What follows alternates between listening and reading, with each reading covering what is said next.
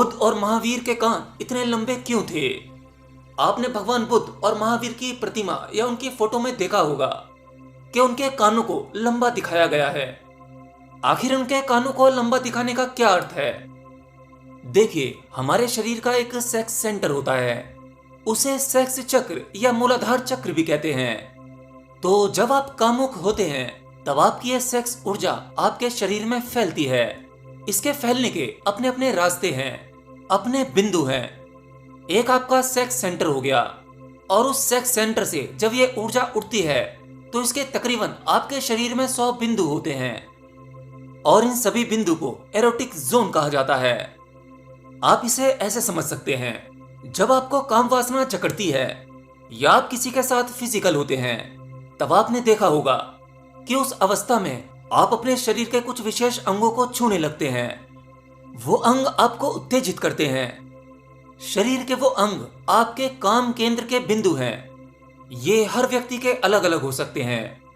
पहले हमारे पास में इसका ज्ञान नहीं था, लेकिन अब वैज्ञानिकों ने हमारे शरीर में बहुत से एरोटिक पॉइंट्स खोज लिए हैं।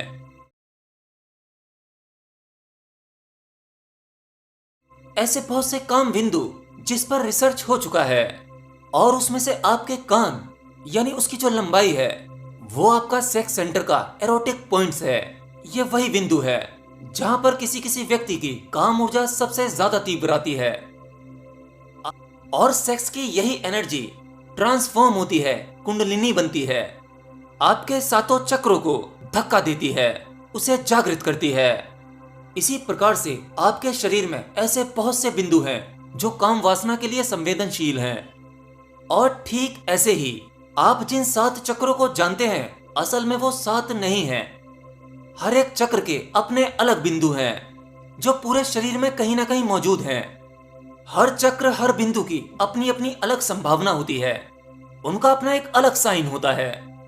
आपके शरीर में ऐसे भी पॉइंट हैं जिनको दबाकर, प्रेस करके या उन पर मसाज कर कर आपकी बुद्धि को भी प्रभावित किया जा सकता है। आपने कुछ चाइना की मार्शल आर्ट की फिल्में देखी होंगी, जिसमें एक मास्टर किसी व्यक्ति के विशेष पॉइंट पर प्रेस करके उसको बेहोश या मार सकता है।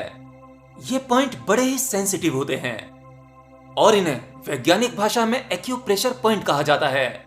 आज इसका पूरा का पूरा विज्ञान है, जिसका ज्ञान बहुत से मार्शल आर्ट के गुरुओं के पास में है। शरीर के सभी पॉइंट्स का ज्ञान बौद्धि धर्मन के पास भी था, और इस विज्ञान की खोज महात्मा बुद्ध ने की थी।